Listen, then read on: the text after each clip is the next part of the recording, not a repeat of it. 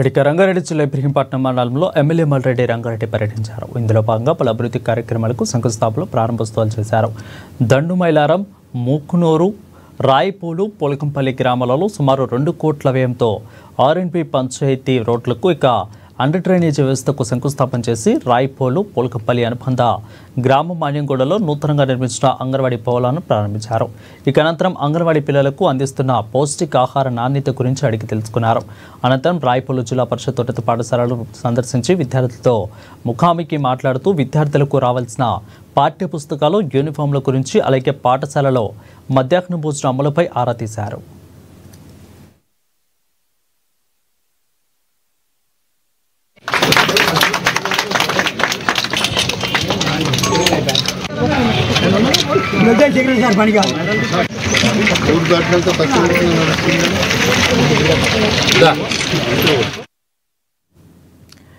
అభివృద్ధి కార్యక్రమంలో భాగంగా రాయిపూలు గ్రామానికి చేరుకున్న ఎమ్మెల్యేను కలిసిన మండల బీజేపీ నాయకులు గ్రామంలోని ప్రధాన దారి గురించి వివరించారు.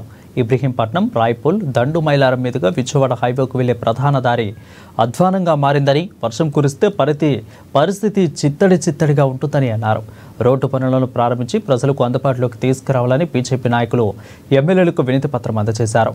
అలాగే మండలంలోని రైతులకు రైతు భరోసా నిధులు పంట కాలానికి అందేలా కృషి చేయాలని వారు ఎమ్మెల్యేని కోరారు.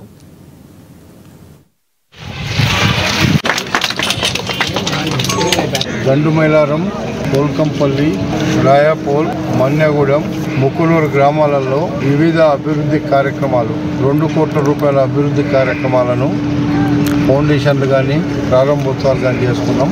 గ్రామీణ ప్రాంతాల్లో ఉన్నటువంటి పేద ప్రజల జీవన ప్రమాణాలు పెరగాలని, అస్తవ్యస్తంగా ఉన్న ఈ గ్రామాల అభివృద్ధి జరగాలని, గ్రామాల కోసం ప్రత్యేకంగా నిధులు తీసుకొచ్చి వేస్తున్నప్పటికీ కూడా ఒకవైపు ఇందిరమ్మ ఇండ్లు ఇచ్చినాం. ఈ మండలానికి ఒక 500 ఇండ్లు, మొత్తం నియోజకవర్గంలో 4000 ఇండ్లను ఇందిరమ్మ ఇండ్లు ఇచ్చినాం. 10 సంవత్సరాలలో 10 ఇండ్లు కూడా ఇయ్యలేనటువంటి పాపాత్కులు 7 లక్షల కోట్ల రూపాయల అప్పు చేసి మా నెత్తిన కొడితే ఈరోజు అప్పులు కట్టుకుంటూనే గ్రామీణ ప్రాంతాల్లో ఉన్న పేదవాని కోసం మేము ఏమి చేయాలో అది చేసినప్పటికీ కూడా చాలా సమస్యలు, అయ్యా మాకు ఇల్లు ఇంకా కావాలని, రోడ్లు లేవని, నీళ్లు లేవని, ఇలాంటి సమస్యలు విపరీతంగా ఉన్నప్పటికీ కూడా వాటిని అధిగమించడానికే మేము ప్రయత్నం చేస్తున్నాం.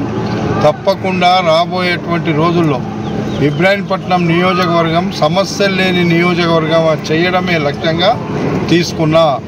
ఇప్పటికే మున్సిపాలిటీలో 100 కోట్ల రూపాయలు ముఖ్యమంత్రి గారు ఇచ్చిండ్రు.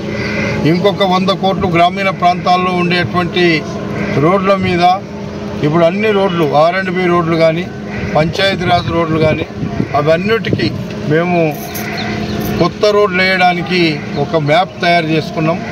దాని ప్రకారంగా అన్ని గ్రామాలలో రోడ్లు వేసే కార్యక్రమం, ఆర్ఎండ్బి రోడ్లు ఒకవైపు, పంచాయతీరాజ్ రోడ్లు ఒకవైపు వేయబోతున్నాం. అవి తొందరలో అమలవుతాయి.